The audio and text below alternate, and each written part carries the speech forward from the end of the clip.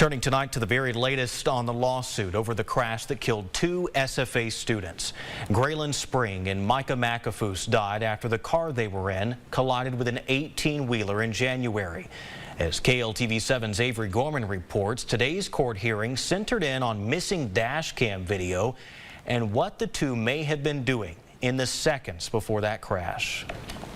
Attorney Mike Love, who is representing the Spring family, filed a motion to have an evidentiary hearing regarding the dash cam that they say was intentionally wiped after the wreck. We've been asking for over a month and a half for information about who had the dash cam, who deleted the files, who professionally wiped the memory card. We had today's hearing, and the judge has ordered those depositions to be taken, and so hopefully we can get to the bottom of this and find out who's responsible. The judge ordered that these depositions will be limited to information regarding the dash cam and the chain of custody after the wreck. Another attorney hired by the Spring family, Nick Wooten, says they have gained more information about the dash cam footage. We now know we can prove the dash cam was operating at the time of the crash, and we know that the dash cam went missing sometime between the time of the crash and the Monday following. The defense's attorney, Marcy Rothman, who declined to speak to us after the hearing, says she believes there was a reason McAfoose's vehicle failed to take evasive action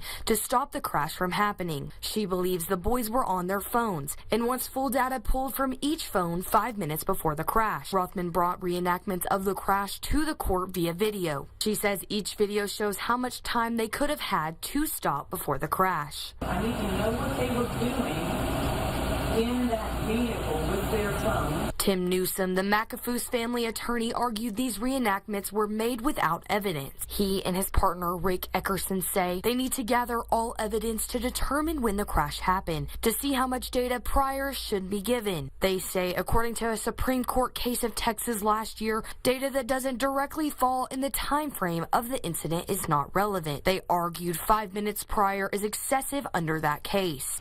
Only the data that is relevant in the time period where the driver could have done something about the accident should be produced. Avery Gorman, KLTV7 News. Now, the Spring family and friends were also in attendance at today's hearing but declined to speak. A text.crash report found the driver of the Freightliner, Antonio Sandoval Jr., failed to yield the right-of-way. A grand jury no-billed him last week. More depositions are scheduled for April 23rd.